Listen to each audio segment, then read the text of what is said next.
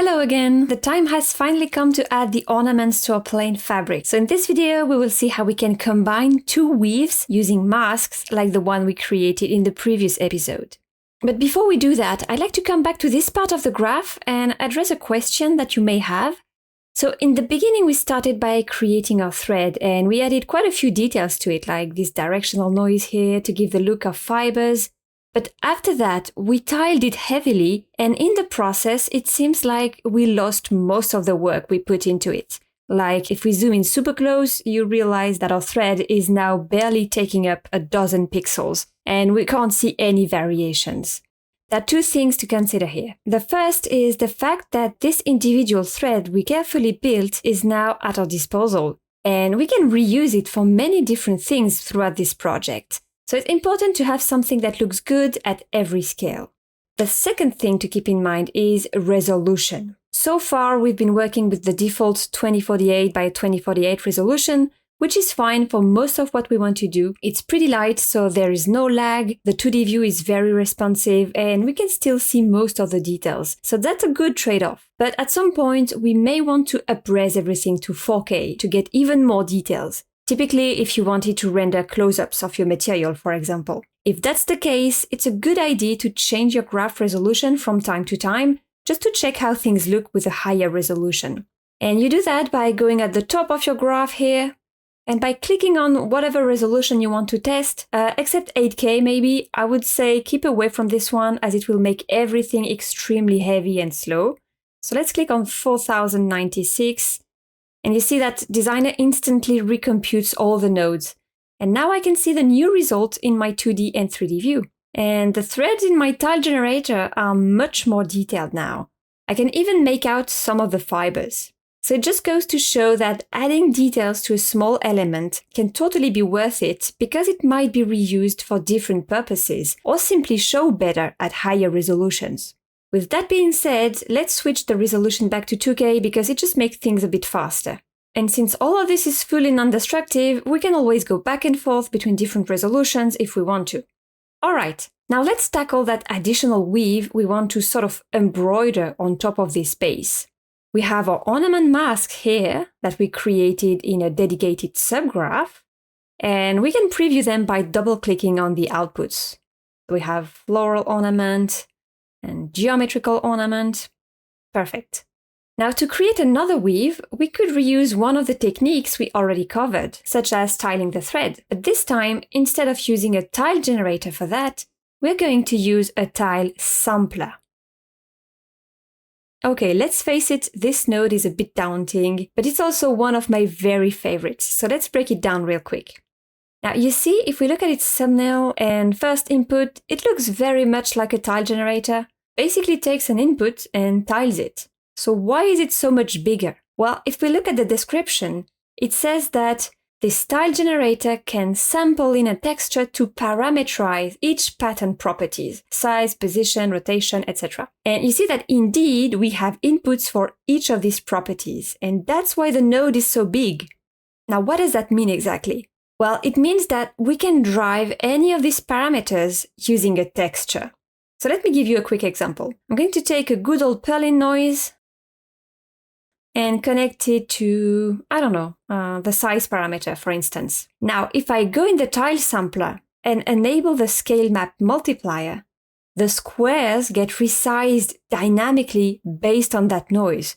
So basically, where the map is white, the squares are scaled up, and where it is black, they are shrunk down.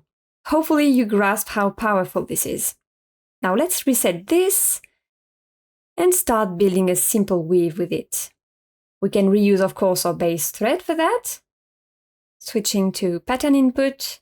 And now let's make a few changes. For the amount, I'm going to go with something pretty high, like 600 on the X and 700 on the Y. Okay, let's increase the scale to 3.8. Rotate the whole thing 90 degrees because I want the threads to go vertically. And finish with a nice offset. Alright, so far nothing very different from what we've been doing with a tile generator. But this is where things get interesting. What I'd like is to use the mask we prepared last time and tell the tile sampler to keep the threads only in the white areas. And that should be easy. All we have to do is take the mask.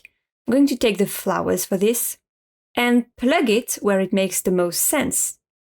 Now we have a mask input here that could work perfectly, but I'm actually going to plug it in the scale map input because it gives a softer result that I like better. Now let me enable the multiplier once more in the size section. And there we go. You see that where the mask is white, the threads keep their original size, whereas they become so tiny that they disappear where it's black. Now, what is very interesting here is the transition. The mask is not acting like a cookie cutter that just knocks off chunks of fabric, but it's actually acting at the thread level. So it's removing bits by bits, which is exactly how it works in real life. So that's perfect. All right, to finish this up, I'm just going to add a bit of randomness here and there. Just a bit in the luminance. Here too. Just so that it's not perfectly uniform. Okay. I also feel like the result is a bit too contrasted, so I'm going to make a quick level pass here, pushing the gamma to the left and reducing the overall luminosity, just to have something a bit more flat.